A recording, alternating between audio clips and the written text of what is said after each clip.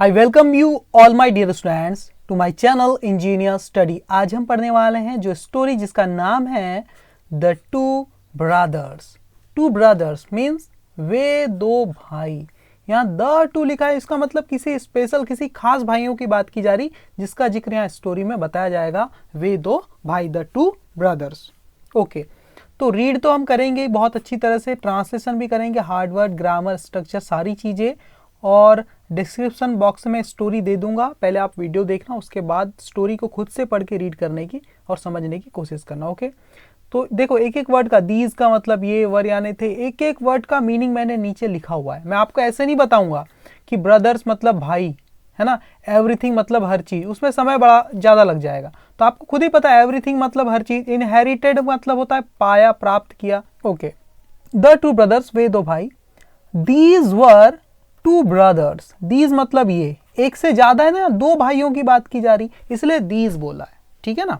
These were ये थे, क्या थे, टू ब्रदर्स, दो भाई थे, ये दो भाइयों की बात है ना, दो भाई थे। The Elder brother, the Elder, अब दो भाई थे हमें पता है, तो उन्हीं में से एक बड़े की बात की जा रही, इसलिए द एल्डर ब्रदर। कौन सा बड़ा भाई, ये दो भाइयों की जो बात की गई ना पहली लाइन में, उन्हीं में से बड़ा भाई, इसलिए द लगा हुआ है, स्पेसिफिक भाई। द एल्डर ब्रदर, है ना, बड़ा भाई। भाई ने क्या किया, इनहेरिटेड। देखो इनहेरिट ये जो एक वर्ब होती है, इसका मतलब होता है अपने पूर्वजों की मृत्यु के बाद हमें जो संपत्ति मिल जाती है ना, एक विरासत के रूप में आपको जो संपत्ति प्राप्त होती है, उसे प्राप्त करने को बोलते हैं इनहेरिट करना, है ना। इनहेरिटेड पास्ट फॉर्म है, यानी पूर्वजों से पाया, पूर्वजों से प्राप्त किया।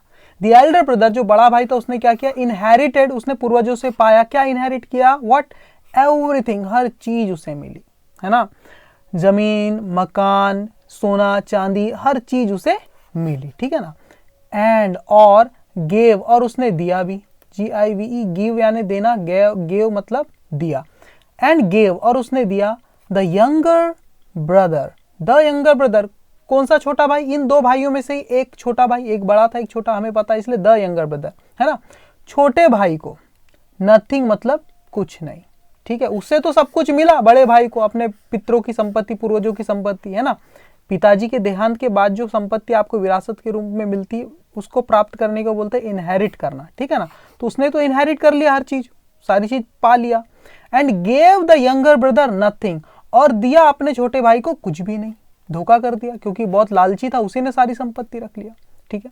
फिर क्या हुआ, वन डे, एक दिन, द यंगर ब्रदर, छोटे भाई ने क्या किया, बेचारा छोटा भाई क्या किया उसने, वॉज सिटिंग, वो बस बैठा हुआ था, सैडली मतलब उदासी से बैठा हुआ था, एकदम उदास बैठा हुआ था। कहाँ पर, ऑन यानी कि पर, अ माउंटेन, एक पर्वत पर बैठा हुआ था, एक पहाड़ या पर्वत पर जाके ऊपर बैठा हुआ था वो, ठीक है। तब क्या हुआ, व्हेन, तभी क्या हुआ, अ बर्ड आस्क्ड हिम, एक पक्षी ने, उस माउंटेन पे कोई पक्षी आया होगा, है ना, तभी क्या हुआ, अ बर्ड, एक पक्षी ने, आस्क्ड मतलब पूछा, हिम यानी उसे एक पक्षी ने पूछा, क्या पूछा, Why are you so sad, क्यों हो तुम इतने दुखी, so sad इतने दुखी, तुम इतने दुखी क्यों हो, ठीक है ना, ऐसा पूछा। तब क्या हुआ, द ब्रदर मतलब उस भाई ने, टोल्ड मतलब बताया, किस भाई की बात हो रही, कौन उदास बैठा हुआ था, छोटा भाई, है ना, क्योंकि उसे कोई संपत्ति नहीं दिया था, बड़े भाई ने सारी खुद ही रख लिया था। तो द ब्रदर, उस भाई ने, टोल्ड मतलब बताया, टेल, TELL, टेल की पास फॉर्म है, हर मतलब उससे, उस पक्षी को हर बोला है ना, उस पक्षी को बताया, एवरीथिंग मतलब हर चीज, है ना, the brother told her everything, उस भाई ने, छोटे भाई ने बताया, हर मतलब उसे, उस पक्षी को, एवरीथिंग मतलब हर चीज बताई। द बर्ड सेड, उस पक्षी ने कहा, क्या कहा, climb on my back, climb मतलब होता है चढ़ जाना, ऑन यानी पर, किस पर, चढ़ जाओ, ऑन माई बैक मतलब मेरी पीठ पर, माई बैक मेरी पीठ पे चढ़ जाओ। देखो किसी चीज पर चढ़ने को क्लाइंब ऑन बोलते हैं, जैसे पेड़ पर चढ़ जाओ, क्लाइंब ऑन द ट्री, और उतरने को क्लाइंब डाउन द ट्री बोलते हैं, है ना। क्लाइंब ऑन बोला है उतरने को, चढ़ने को क्लाइंब अप बोला जाता है, क्लाइंब अप, है ना। और यहाँ मेरे ऊपर बैठ जाओ बोल रहा है वो, सवार हो जाओ, इसलिए क्लाइंब ऑन बोला है, या चढ़ जाओ, ठीक है, ऐसा ही बोल सकते हो, कोई दिक्कत नहीं। क्लाइंब ऑन माई बैक, चढ़ जाओ मेरी पीठ पर, I will carry you, I will carry मतलब मैं ले जाऊंगा, यू मतलब तुम्हें, कहाँ ले जाऊंगा, टू लगा के लिखना है। जब भी आप किसी को कहीं ले जाते हैं तो क्या लगा के लिखते हैं, टू, टू लगा के लिखते हैं। आई विल कैरी, मैं ले जाऊंगा, यू मतलब तुम्हें, कहाँ ले जाऊंगा, टू लगा के लिखना जगह का नाम, द लैंड ऑफ गोल्ड मतलब सोने की भूमि में लेके जाऊंगा, जहां पर हर जगह सोना ही सोना है ना। दी लैंड, देखो लैंड के पहले द क्यों लिखा है, क्योंकि स्पेशल लैंड की बात कर रहे हैं। कौन सी लैंड, सोने की भूमि, इसलिए आगे बताया ना ऑफ गोल्ड, सोने की भूमि में लेकर के जाऊंगा, एक स्पेशल लैंड की यहाँ पर बात की जा रही है ना। आई विल कैरी यू, मैं ले जाऊंगा तुम्हें, कहाँ ले जाऊंगा, टू लगा के लिखना है, द लैंड ऑफ गोल्ड, सोने की भूमि में लेके जाऊंगा। ठीक है, आप बोलेंगे सर कैरी के बदले टेक भी तो लिख सकते थे ना, आई विल टेक यू, बिल्कुल सही है, लिख सकते थे, कोई दिक्कत नहीं। लेकिन कैरी जब लिख देता है तो मीनिंग में थोड़ा सा ये है कि मैं बिठा के तुम्हें लाद के ले जाऊंगा। जब आप अपने ऊपर किसी चीज को रखते हैं, वजन को या किसी व्यक्ति को लाद के ले जाते हैं ना, तो उसको कैरी बोलते हैं। ठीक है, तो कैरी बोल दिया, मतलब लाद के ले जा रहा है ऊपर बैठा के पीठ पे, इसलिए यहाँ पर कैरी बोल दिया उसने। ठीक है, टेक भी लिख सकते थे, कोई दिक्कत नहीं है ना।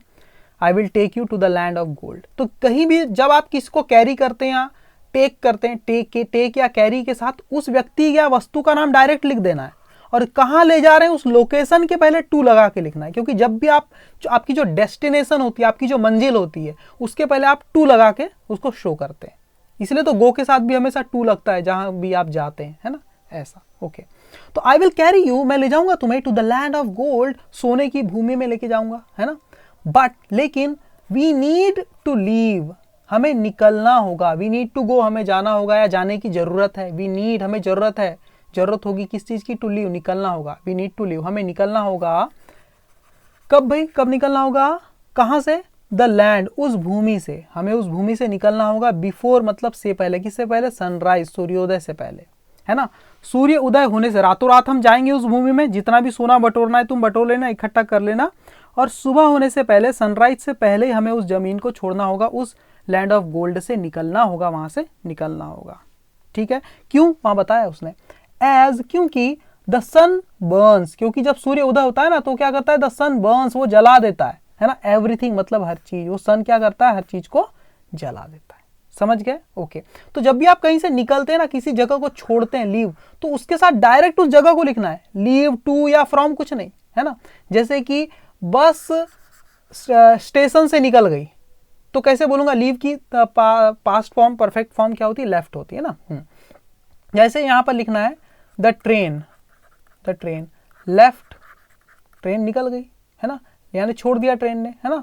द स्टेशन ऐसे लिखना है डायरेक्ट, लेफ्ट फ्रॉम या टू ऐसा कुछ नहीं लगाना, लीव के साथ डायरेक्ट आप उस जगह को लिखते हैं जिसको आप छोड़ते हैं, है ना, जहां से आप निकल जाते हैं। ओके, ठीक है। जैसे मैं मुंबई से निकल चुका हूं तो मैं ऐसा बोलूंगा, आई हैव लेफ्ट मुंबई, मैं मुंबई से निकल चुका हूं, मुंबई को मैंने छोड़ दिया अभी। ठीक है, ऐसा। But we need to leave the land before sunrise as the sun burns everything, हमें क्या करना पड़ेगा, सूर्योदय से पहले ही वहां से निकलना पड़ेगा, क्योंकि सूर्य क्या करता है, हर चीज को जला देता है। सो अतः the bird took the younger brother, देखो आप टुक लिखा है ना, यहाँ पर कैरी नहीं लिखा है, टेक की पास्ट फॉर्म टुक लिखा है ना। ओके, टेक यानी ले जाना, उसी की पास्ट फॉर्म है टुक। ओके, सो अतः द बर्ड, इसीलिए अतः क्या किया, उस बर्ड ने, टुक मतलब ले गया, उस बर्ड ने ले गई, कहां पर, किसको ले गई, द यंगर ब्रदर, उस छोटे भाई को लेके गई, कहां पर लेके गई, टू लगा के लिखेंगे ना, द लैंड मतलब उस भूमि तक, द लैंड मतलब उस भूमि तक लेके गई, हमें पता है कि इस भूमि की बात की जा रही है, इसलिए द लैंड, है ना।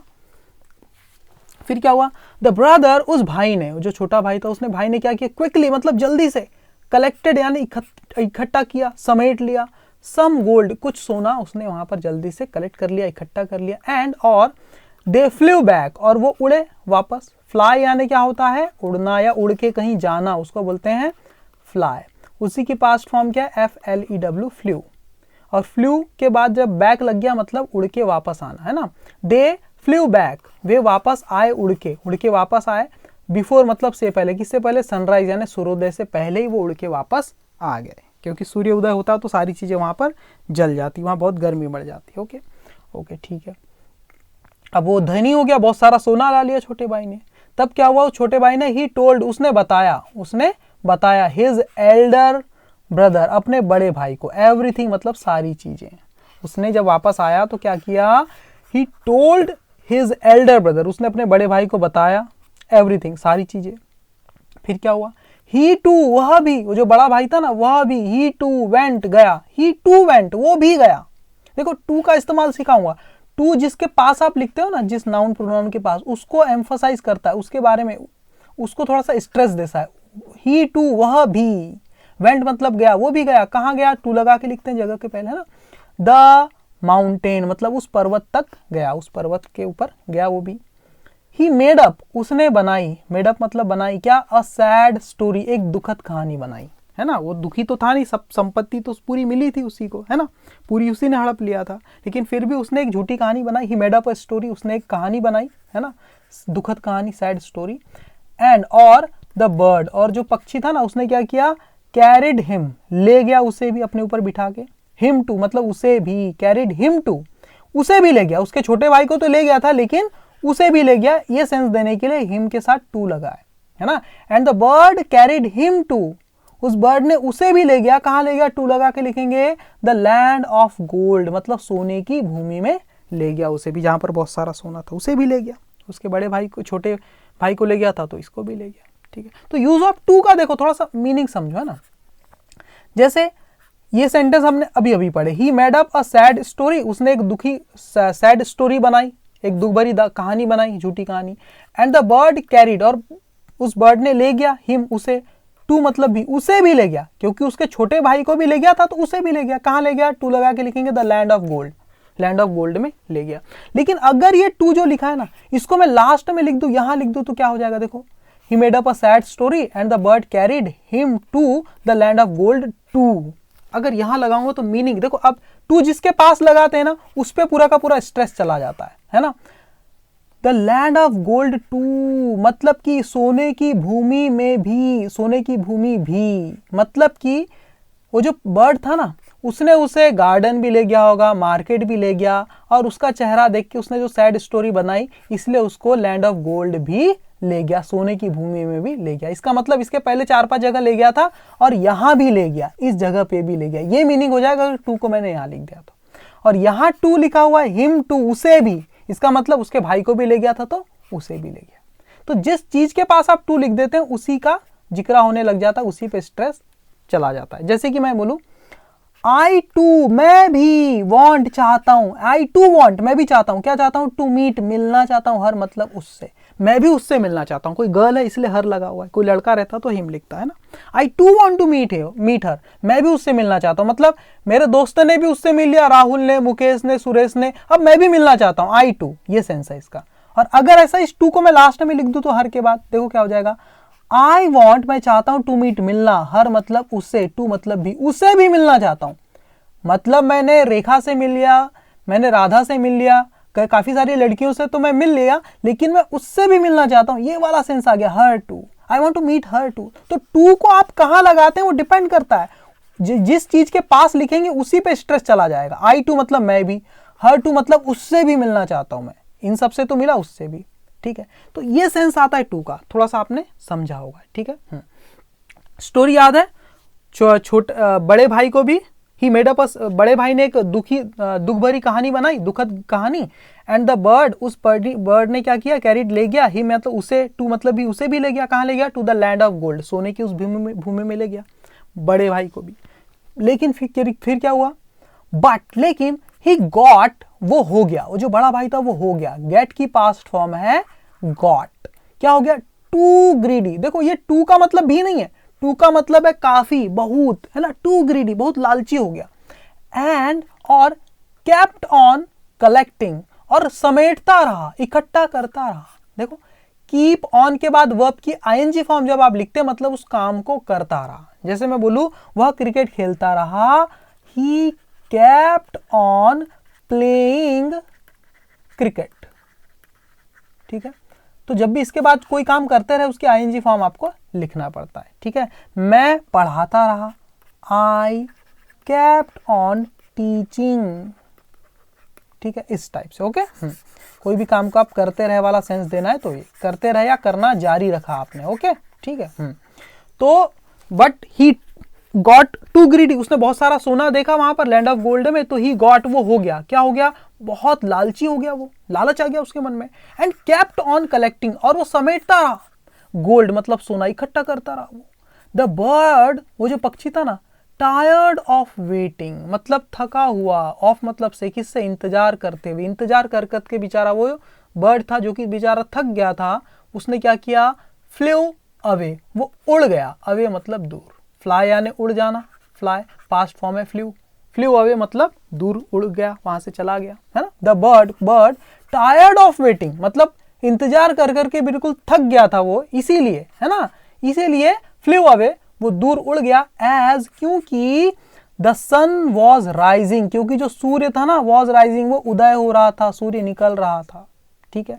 द ग्रीडी ब्रदर, वो लालची जो भाई था ना, लालची भाई, द ग्रीडी ब्रदर बड़ा वाला, है ना, वॉज बर्न्ड, उसे जला दिया गया, किसके द्वारा, वही बाय द स्कॉर्चिंग सन, मतलब झुलसा देने वाली गर्मी वाला जो सन था, स्कॉर्चिंग सन, उसके द्वारा उसे बर्न कर दिया गया, जला दिया गया।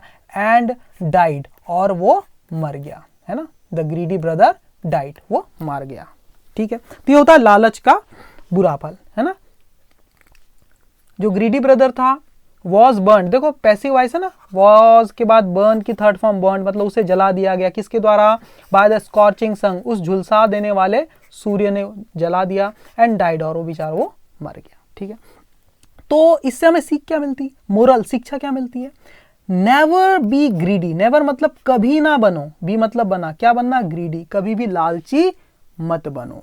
इस सेंटेंस को ऐसा भी तो बोल सकते ना, नेवर बी ग्रीडी को, डोंट बी ग्रीडी, लालची मत बनो, कभी भी नहीं, कभी भी मत बनो, इसके लिए यहां पर एवर लिखते हैं। देखो डोंट और ये एवर को एक साथ ना लिखते हुए सीधे आपने नेवर भी लिख दिया, नेवर बी ग्रीडी या डोंट बी ग्रीडी एवर, दोनों तरीके से आप इसको लिखते हैं।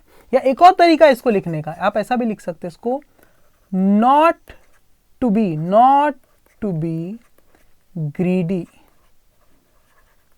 एवर, दोनों तरीका, EVER, है ना, एवर, ठीक है। Not to be greedy ever, तो तीनों तरीके से, नेवर बी ग्रीडी या डोंट बी ग्रीडी एवर या not to be greedy ever, ये इस तरीके से आप इसको लिख सकते हैं सेंटेंस को, ओके। कैसी लगी वीडियो लेक्चर मुझे कमेंट करके प्लीज प्लीज प्लीज जरूर बताना, और वीडियो को जरूर लाइक कर देना। Thank you very much my dear student, और चैनल को अगर अभी तक सब्सक्राइब नहीं किया है तो उसे भी सब्सक्राइब कर देना। Thank you very much.